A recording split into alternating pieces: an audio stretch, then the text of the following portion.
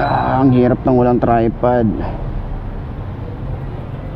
So ayan, sakyan natin. Unang sakay para sa Monarch TM150.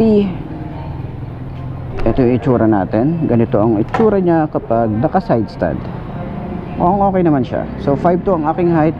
Sakyan natin para dun sa mga nagbabalak na bumili ng ganitong motorcycle. So medyo sobrang tingkayad pero magaan naman yung motorcycle, kaya kahit sa traffic hindi tayo masyadong mahihirapan. Ang gagawin nyo lang, taas nyo yung isa nyong paa dito sa may brakes, kasi usual naman talaga na nakaganyan talaga dapat, kasi kailangan nating alalay dito ng brakes.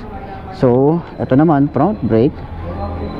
Napaka smooth naman ng kanyang shock dito, oh.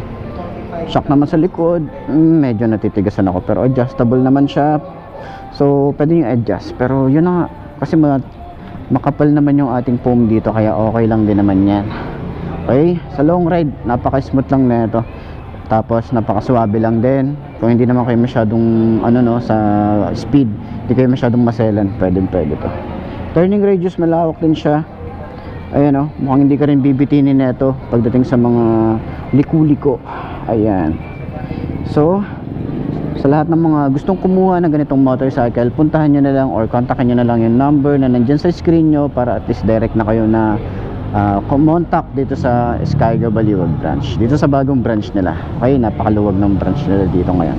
So ayan, sana nakatulong tong video na to sa lahat ng mga naghahanap ng ganitong motorcycle, pan tricycle, business type, all goods to. Monarch yan.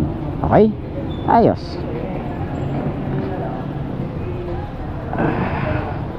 Center stand natin, yun, ayos din.